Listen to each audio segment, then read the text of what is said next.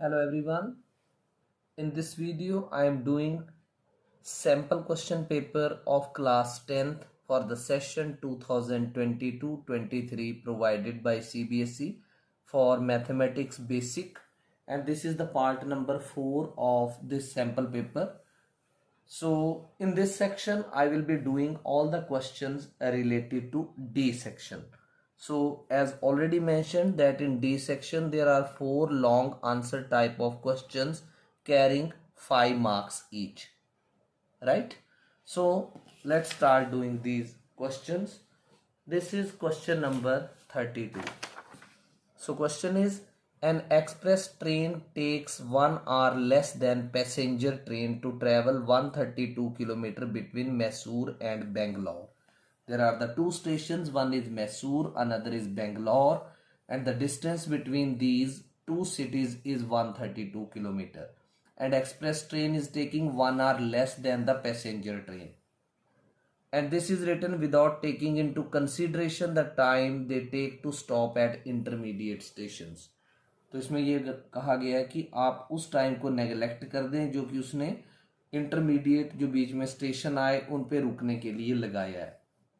So average speed of the express train is 11 kilometre per hour more then the passenger train. So find the average speed of the two train. और इसका एक और part भी है. तो सबसे पहले करते हैं क्वेश्चन नंबर 32 जो कि मेन क्वेश्चन है सेक्शन डी का. Section D. So this is question number 32. The question as it is given, an express train takes 1 hour less than the passenger train. So we need to assume here let average speed of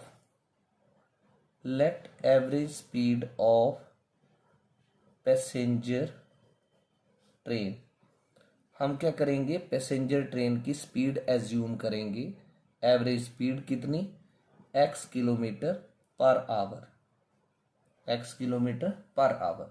so therefore average speed of express train, average speed of express train. Express train की speed जो है वो passenger train की speed से कितनी ज़्यादा बताई हुई है, 1 hour. This is given 11 kilometre per hour more than that of passenger train. Passenger train से 11 किलोमीटर पर आवर ज़्यादा. So we will write x plus 11 kilometre per hour. Now what is more given? It is given that an express train takes 1 hour less than the passenger train if 132 kilometers are to be covered. Now you know that speed is equal to distance upon time. So what will be the time? Time is equal to distance upon speed, right? So according to question, one speed, this time, how much time the train takes, passenger train speed कितनी थी उसकी, x थी, और उसको जो distance है वो 132 kilometre था दोनों सिटीज के बीच में. तो हम क्या लिखेंगे, 132 अपॉन x. ये क्या बना, टाइम जो कि पैसेंजर ट्रेन ने लिया, right? So this is 132 upon x plus 11. ये कौन सा टाइम है जो कि उसने लिया एक्सप्रेस ट्रेन ने. तो क्वेश्चन में क्या बोला गया है कि express train takes 1 hour less. ये ऑलरेडी 1 आवर लेस ले रही है तो आप इसमें से -1 कर दो जो कि टाइम था पैसेंजर ट्रेन का. क्यों माइनस किया, क्योंकि जो एक्सप्रेस ट्रेन है वो ऑलरेडी 1 आवर लेस ले रही है, राइट? तो दोनों को इक्वल करने के लिए आपने जो स्पीड ऑफ पैसेंजर ट्रेन थी उसमें से 1 को माइनस कर दिया. अब आप क्या करो, 132 अपॉन x को वैसे ही लिख लो और इसको आप लेफ्ट में लेके आओ, -132 अपॉन x प्लस 11. और -1 जो है इसको राइट साइड में ले आओ तो ये बनेगा +1। सो एलसीएम क्या आएगा, x इंटू एक्स प्लस 11। तो x इंटू एक्स प्लस 11 को x डिवाइड करेगा तो क्या बचेगा, x प्लस 11। तो 132 will multiply x plus 11 minus this whole divided by x plus 11 cancel this, so 132x is equal to 1. Now further we will solve 132x plus 132 into 11. This if you multiply it, it will be 1452 minus 132x upon x into x is x square plus 11x is equal to 1. Now 132x can be cancelled out, cross multiply करें, x square plus 11x multiplied by 1 is x square plus 11x and this is equal to 1452. अब आप सारी ही चीजें left side में लेके आ जाओ, x square plus 11x minus 1452 is equal to 0। दो तरीके हैं, डिस्क्रिमिनेंट से भी कर सकते हो या फिर आप एक्स स्क्वेयर के कोफिशिएंट है 1 और ये कांस्टेंट टर्म है 1452, तो 1 इंटू 1452 तो 1452 बनेगा। इसकी साइड में कहीं फैक्टराइजेशन कर लो और कोई दो नंबर ऐसे ढूंढो जिनको अगर मल्टीप्लाई करें तो 1452 आए और अगर उनको सब्ट्रैक्ट करें तो x का कोफिशिएंट 11 आए, तो वो 44 और 33 होंगे।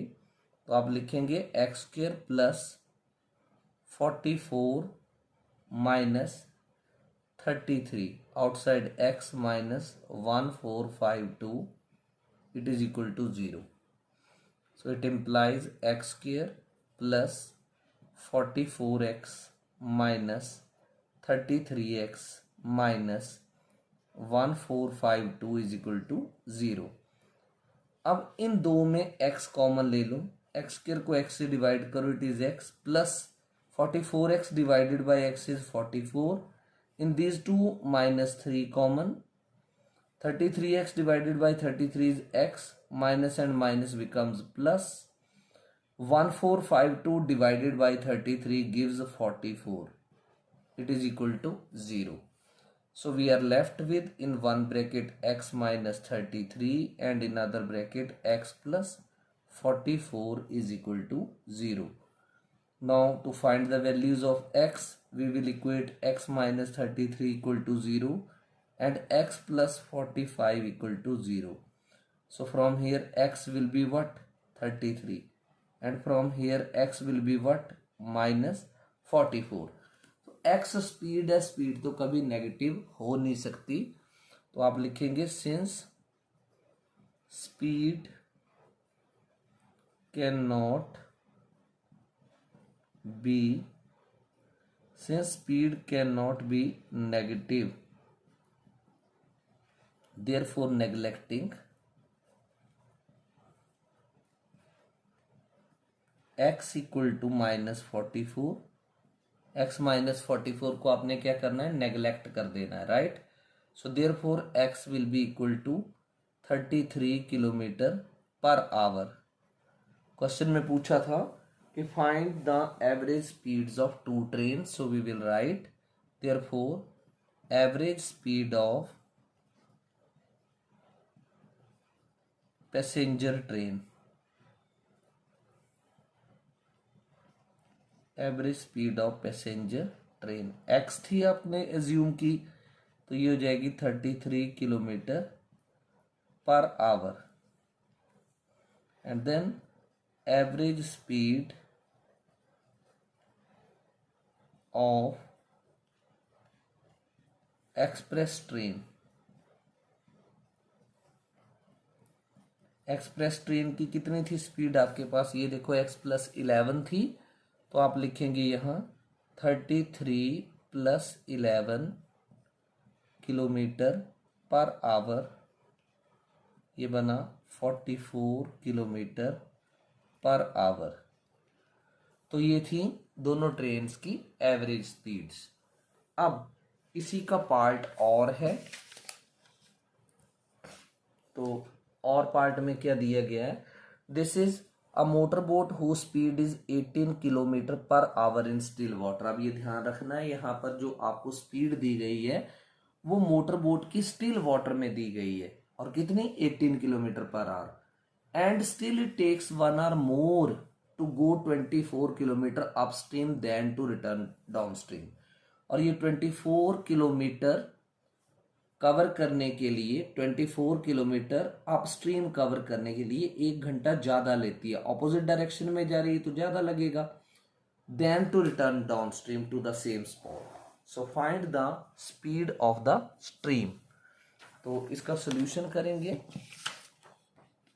और पार्ट का, तो वी विल राइट और part of question number 32।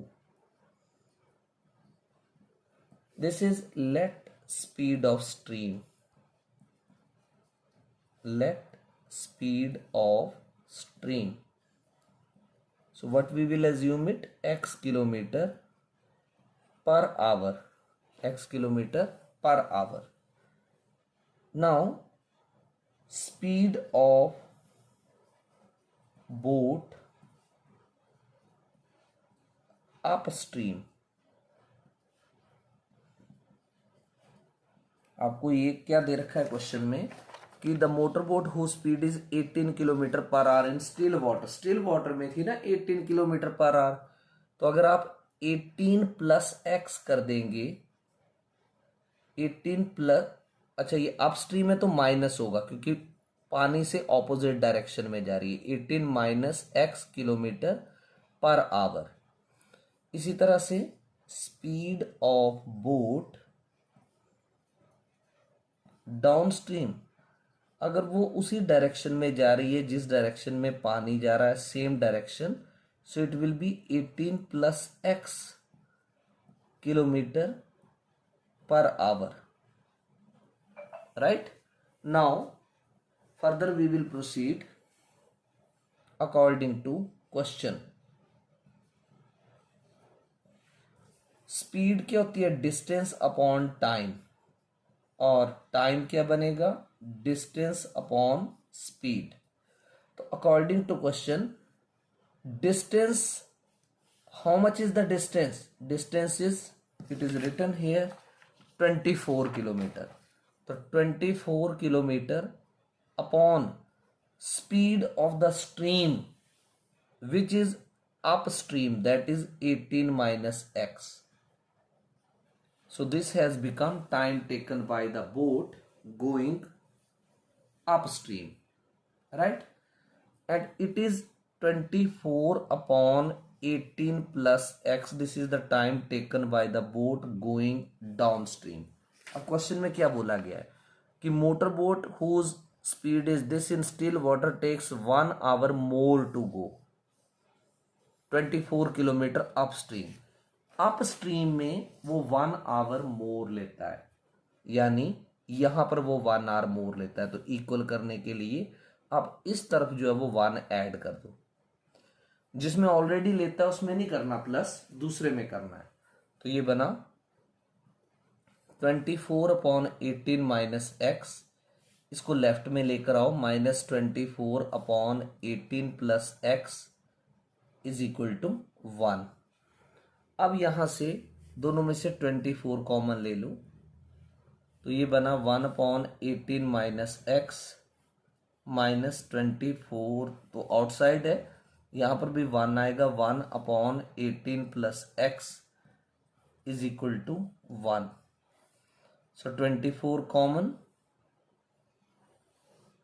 LCM is 18 minus x into 18 plus x. तो यहां इसको अगर 18 माइनस एक्स से डिवाइड करें तो आपके पास बचेगा 18 प्लस एक्स, माइनस इसको अगर 18 प्लस एक्स से डिवाइड करें तो आपके पास बचेगा 18 minus x is equal to 1। Then 24, let's solve this, 18 plus x minus 18 and minus in product becomes plus x upon, this is 18 plus x into 18 minus x. So we can solve it. 18 into 18 plus x minus x into 18 plus x, it is equal to 1.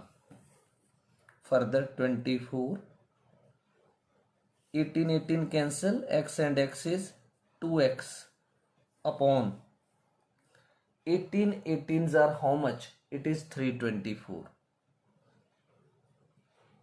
Plus, अगर आपको एक बार cross check करना हो कर लो, वैसे 18 18 ये होता है 8 8 jar 64 6 8 1 jar 8 and 6 14 8 and 1 4 this 2 and this 3 324 18x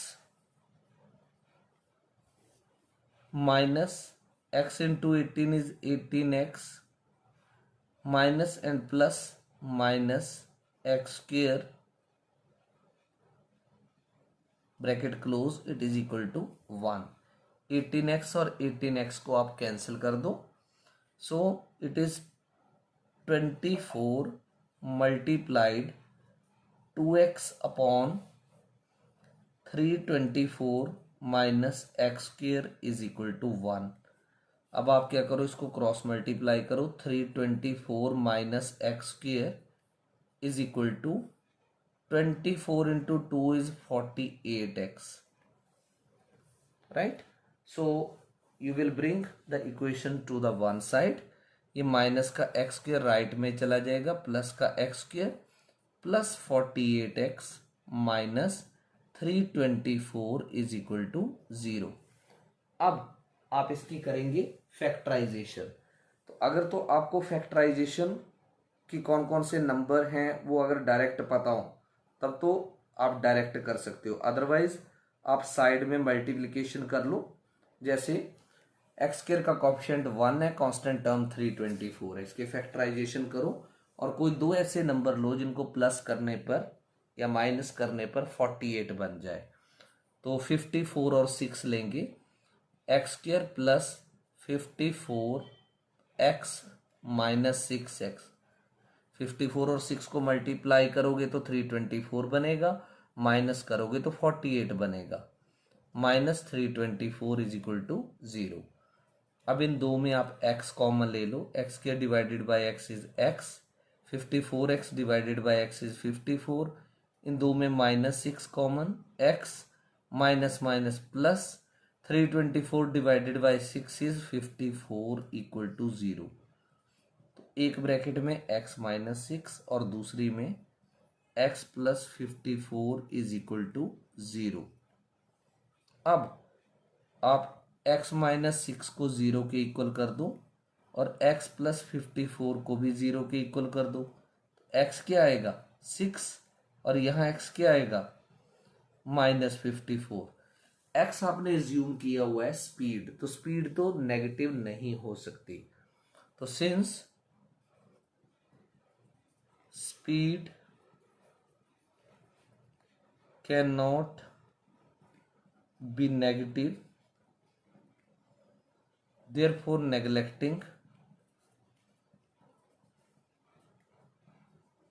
x equal to minus 54, therefore x is equal to 6 kilometer per hour. So x, what we have assumed, that we have assumed speed of the stream, और question में भी आपसे speed of the stream ही पूछी गई है. तो therefore speed of stream is equal to 6 kilometer per hour. So this was the solution of or part of 32nd question. Now we will do question number 33. Question number 33. Prove that if a line is drawn parallel to one side of triangle to intersect the other two sides in distinct points, the other two sides are divided in the same ratio. So as per the statement, you might have identified that this is a question of BPT, basic proportionality theorem. This is the basic proportionality theorem. Then this is the application of the theorem, that in the figure find EC if AD upon DB equal to AE upon EC using the above theorem. So here we need to prove the theorem, that is BPT theorem. So 33. For this theorem we need to draw a triangle. This is A, B, C, and this is D and E. So it is given that if a line is drawn parallel to one side of the triangle, so D is drawn parallel to BC, so it divides the other two sides in the same ratio. The other two sides are divided in the same ratio. तो figure draw करके आपने लिखना है given, what is in given, a triangle ABC in which DE is parallel to BC. DE किसके parallel दे रखा है, BC के parallel. Then to prove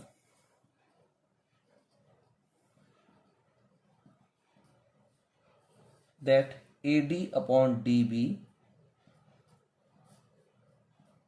is equal to AE upon EC. Now here we will do one construction. क्या करेंगे construction, एक तो आपने यहां पर BE को ज्वाइन कर देना है, राइट, और दूसरा आपने CD को भी ज्वाइन कर देना है, राइट.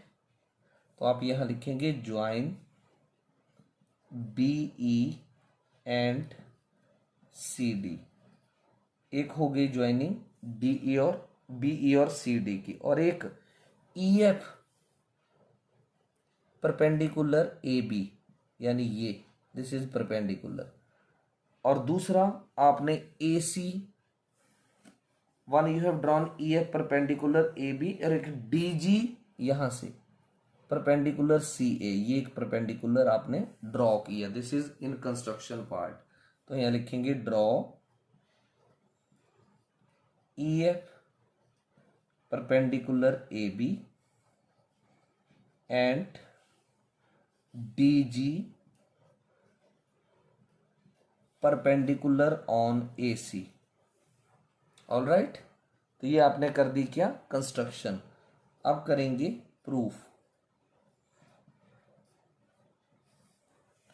तो प्रूफ में क्या करना है, ये जो ट्राइंगल आपको ADE दिखाई दे रही है, इसमें आप लिखेंगे एरिया ऑफ ट्राइंगल ADE. तो एरिया ऑफ ट्राइंगल क्या होता है, 1/2 into base into height. So 1/2 into ADE में बेस क्या है, DE, ADE. सो ADE में बेस इज हेयर. अब एक बार बेस ये लो, this is AD, this is DA और AD, one and the same thing.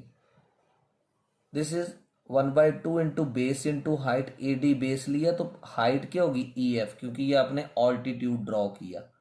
This is point number 1. This is area of triangle ADE.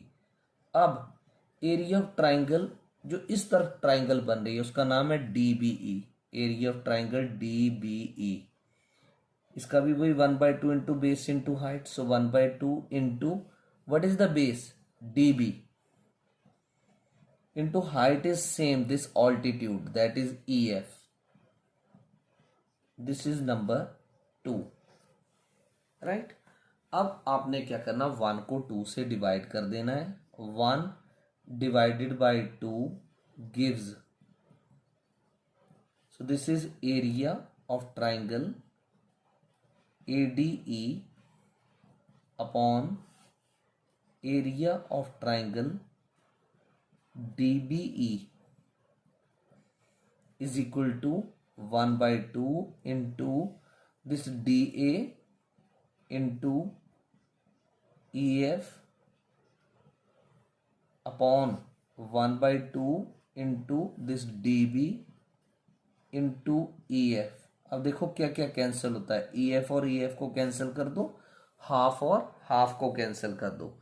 So you have got area of triangle ADE upon area of triangle DBE is equal to DA upon DB. This you can give equation number 3, right? So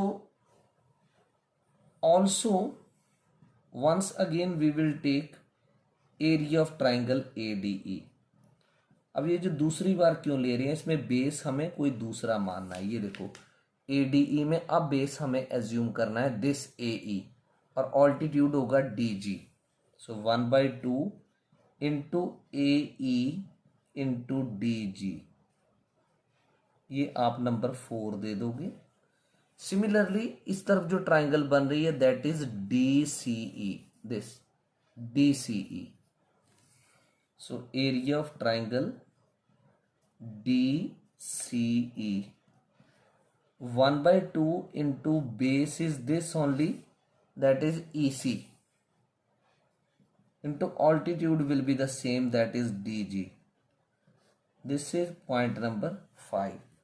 इसको भी आप ऐसे ही divide करोगे। कैसे करेंगे,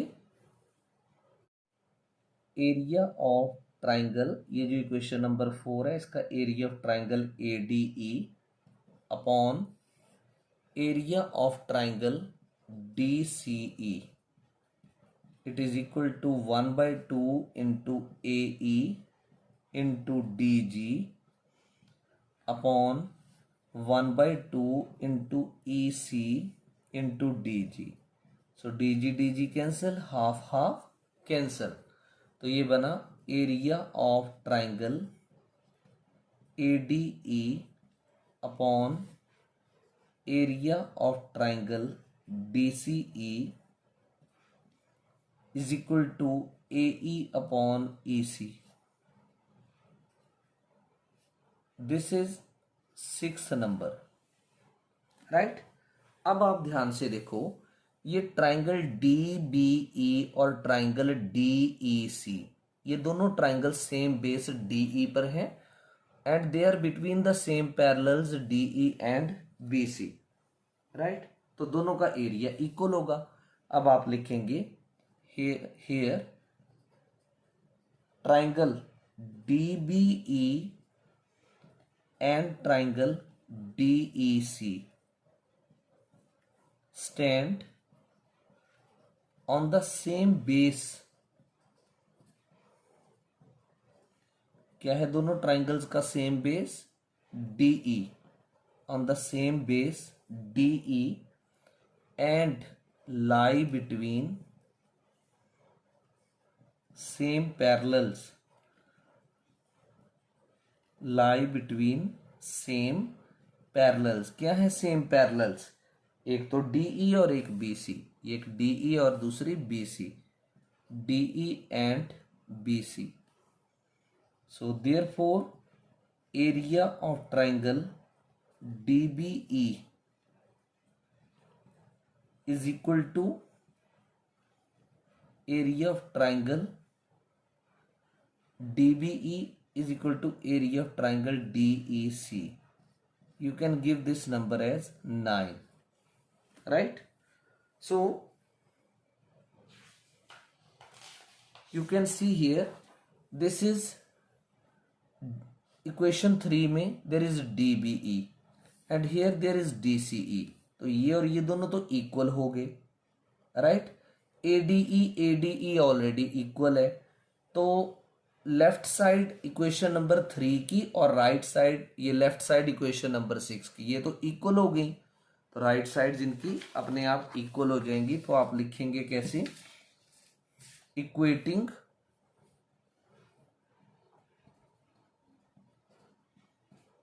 three and six, equating 3 and 6, 3 और 6 को equate करेंगे, therefore DA upon DB is equal to AE upon AC. And this only was the theorem to be proved, that this is DA or AD upon DB is equal to AE upon AC. So as already given in the question, you can write DA को AD लिख लो, AD upon DB को आप DB ही लिखो जैसा question में दे रखा है, इज इक्वल टू AE को AE लिखो एंड दिस इज AC. तो ये तो हो गई theorem prove, that is hence proved. अब इसकी एक एप्लीकेशन दे रखी है. एप्लीकेशन में भी एक फिगर दी हुई है ऐसे कि आप इस रिजल्ट को यूज करके कुछ फाइंड आउट करो. This is ABC, right. So this is another line, this is D and this is E. D is parallel to this BC. D is parallel to BC. और ये AD 2 centimetre दे रखा है और ये DB 6 centimetre है और ये 3 centimetre. आपको निकालना क्या है? EC. But you have to find out EC. So you will write, since by BPT DE is parallel to BC and AD upon DB is equal to AE upon EC. Now whatsoever is given that you will put here. How much is AD given? 2. DB is 6. AE is 3 upon EC is EC only. So 2 into EC cross multiply is equal to 6 multiplied by 3. So EC is how much? 6 3s are 18 divided by 2, that is equal to 9. 9 centimeter, right? So you have found this is what? EC. So you can write therefore EC is equal to 9 centimeter, right? Now next we are going to do the question number 34. Question number 34. This is a pen stand made up of wood is in the shape of cuboid. ये pen stand की shape का ये अलग करके दिखाया हुआ है, cuboid shape का, विद अ कॉनिकल डिप्रेशन. बीच में ये छोटे छोटे कॉनिकल डिप्रेशन जिसमें आपने पेन को रखना है to hold the pens. The dimensions of cuboid, ये जो क्यूबॉइडल बॉक्स है इसकी डायमेंशंस हैं 15 centimetre by 10 centimetre by 3.5 centimetre. सो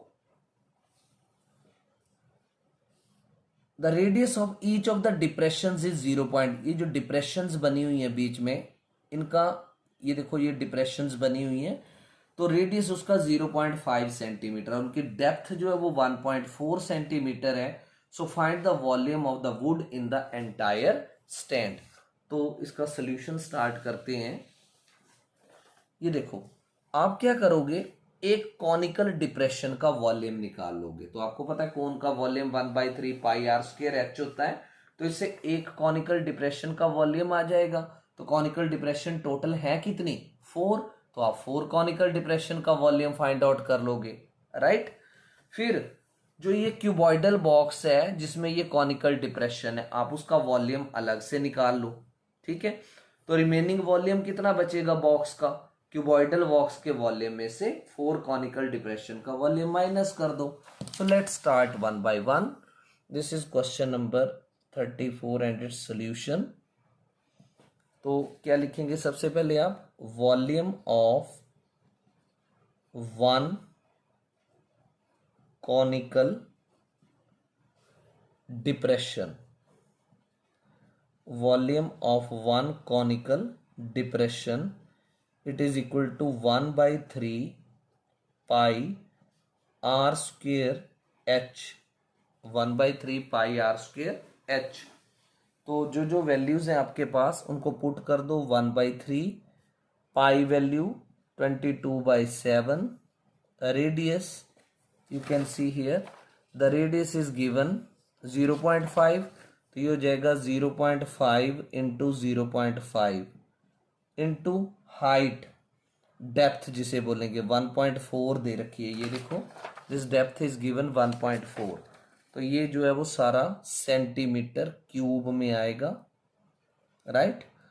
तो जो भी कटिंग होती है इसको आप कर सकते हैं, this is 7 1s are 7, this is 0.2, so 1/3 into 22 into 0.5 into 0.5 into 0.2 centimetre cube, so 22/3 into 5 5s are 25, 2s are 50, and decimal is 3 digits back, 0.50, right.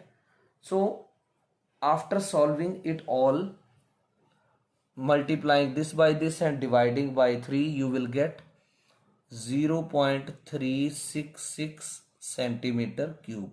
So calculation work can be done by you in the rough work. Now volume of 4 conical depressions, 4 conical depressions का कैसे निकलेगा, 4 will multiply 0.366 centimeter cube. So when you will multiply 4 and 0.366, you will get 1.464 centimeter cube. Now we will find the volume of the cuboidal box जिसमें ये depressions बनी हुई हैं. Volume of cuboidal box, it is equal to L multiplied by B multiplied by H. So L is here 15, B 10, and H is 3.5. So we will write 15 multiplied 10 multiplied by 3.5, and it is centimeter cube. So after multiplying all this, you will get 525 centimeter cube. So therefore क्या पूछा गया, find the volume of wood in the entire stand, volume of wood in the entire stand. तो आप लिखेंगे therefore volume of wood in the entire stand.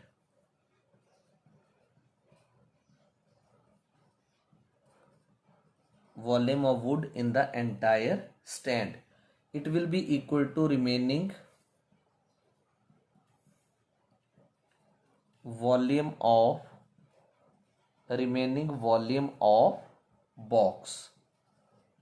So how we will be finding remaining volume of box? It is equal to volume of cuboidal box,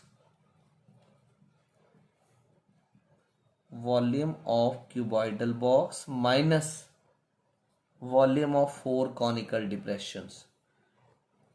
4 conical depressions. So what is the volume of cuboidal box? You have found 525 minus 4 conical depressions, 1.464 centimeter cube. So you subtract it, you will get 523.5 centimeter cube. This is the volume of wood in the entire stand. Now the next question in our part. So next question is, Ramesh made a bird bath for his garden in the shape of cylinder with hemispherical depression at one end. आप देख सकते हैं इसमें एक hemispherical depression दी गई है और बाकी का जो इसका area that is cylindrical. Height of the cylinder is 1.45, ये दे रखी है 1.45, और इसका रेडियस जो है वो 30 सेंटीमीटर है. So total surface area of the bird bath find करेंगे. तो कैसे आएगा total surface area of bird bath? एक तो इसका कर्व्ड सरफेस एरिया सिलेंडर का that is 2 pi r H, उसमें जो है वो हेमिस्फीयर का कर्व्ड सरफेस एरिया जो है वो क्या होगा, ऐड हो जाएगा, राइट। तो इसका और पार्ट करते हैं, क्वेश्चन नंबर 34 का और पार्ट 34। तो let height of cylinder is equal to h, let height of cylinder is equal to h, और जो रेडियस है सिलेंडर का और हेमिस्फीयर का सेम ही होगा। Late common radius of, late common radius of hemisphere and cylinder, let common radius of hemisphere and cylinder that we will assume as r, this is the common radius. Therefore total surface area of bird bath, total surface area of bird bath is equal to, bird bath is a combination of two shapes, so we will add curved surface area of cylinder plus curved surface area of hemisphere.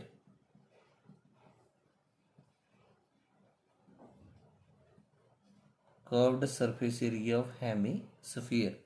Cylinder का क्या होता है curved surface area 2 pi r h, और hemisphere का curved surface area 2 pi r square.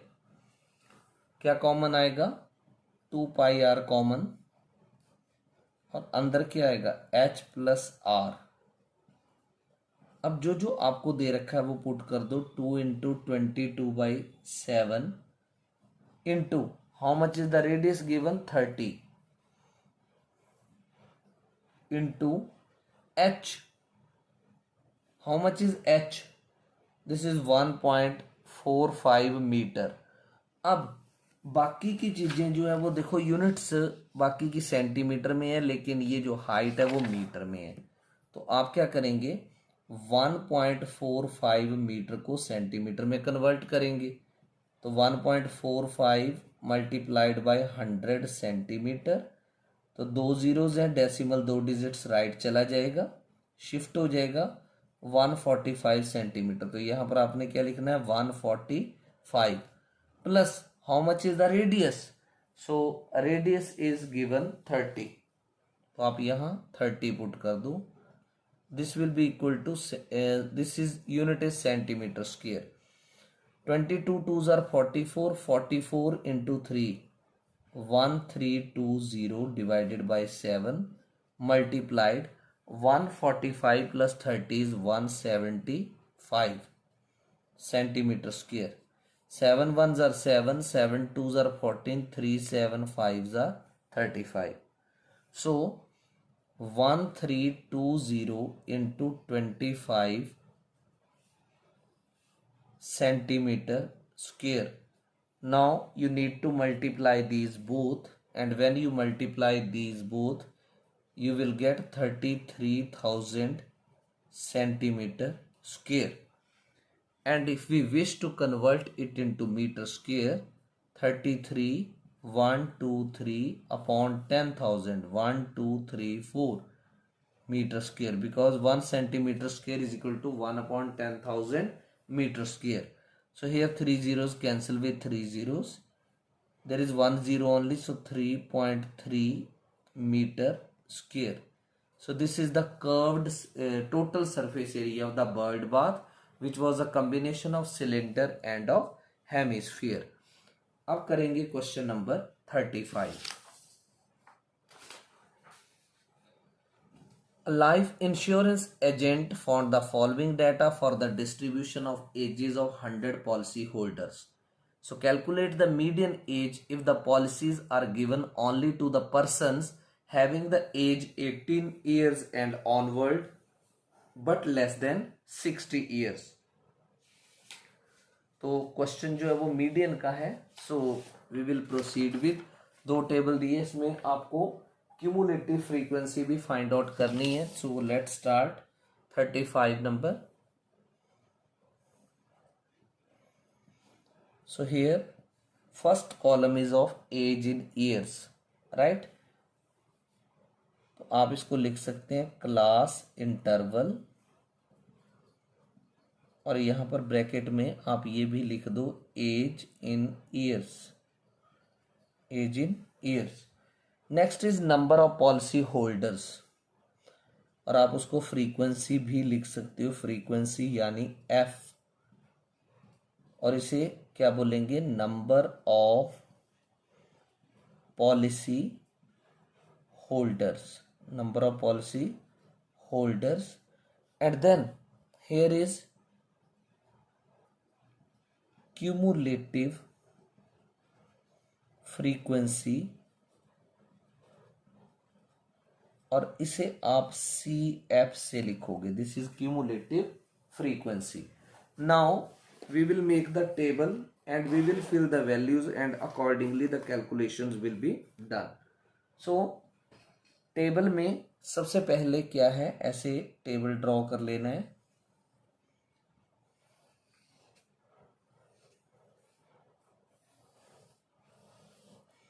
The first is below 20. Below 20 में number of policy holders are 2. Then 20 to 25, 25 to 30, 30 to 35, 35 to 40, 40 to 45, 45 to 50, 50 to 55, and 55 to 60. Now the cumulative these simple frequencies of after 2 4, then this is 18, then next is 21, next is 33, then it is 11, then 3, 6 and 2. So we will be finding their cumulative frequencies. So below 20 is 2, so here frequency will remain 2. 4 plus 2 is 6. 18 plus 6 is 24. 21 plus 24 is 45. 33 plus 45 is 78. 11 plus 78 is 89. 3 plus 89 is 92. 6 plus 92 is 98. And 2 plus 98 is 100. Right? So when you have found made this table, so you can see here this is n. So the value of n is how much? 100. Now you will find n by 2. N by 2 is 100 by 2, that is equal to 50. Now we need to say where this 50 lies. 45 के बाद आएगा, तो ये वाली जो है ये बनेगा मीडियन क्लास, दिस 35 to 40. क्योंकि जो 50 है वो इसमें आएगा, तो आप सीधा लिखेंगे median class is equal to 35 to 40. अब इसमें L क्या आएगा, 35 means lower limit of the median class, और H क्या आएगा इसमें 5, यानी विच इज क्लास साइज. अब इसकी फ्रीक्वेंसी F वो कितनी आएगी, this is called frequency F, ये आएगी 33. Frequency F is how much, 33. और जो क्यूमुलेटिव फ्रीक्वेंसी CF है वो होगी ये, दिस इज CF, कितनी 45. या आप चाहे इसमें टेबल में लिख दो, it will be easy for you to understand. Now we will find median. It is equal to L plus bracket n by 2 minus CF upon F into H. So L is how much? L is 35 plus n by 2 you have found 50. CF is how much? This is 45 upon F. F is 33 into how much is H? 5. So it is equal to 35 plus 50 minus 45 is 5 over 33 into 5. So this is 35 plus 5 5s are 25 upon 33. Right? So we will be doing the calculations. 35 plus, when 25 is divided by 33 in the rough work, you will get 0.76. तो क्या answer आएगा? This is 35.76. This is the median. तो median as, ये आप इसको years लिख दें. Therefore median age is equal to 35.76 years. So these were the questions of section D. Hope you have understood all these. If you wish to have the solutions of the next questions of the sample paper and even the other extra questions, do like the video and subscribe the channel and do keep the notifications on so that whenever any new video is posted, you may get to know. Thank you very much.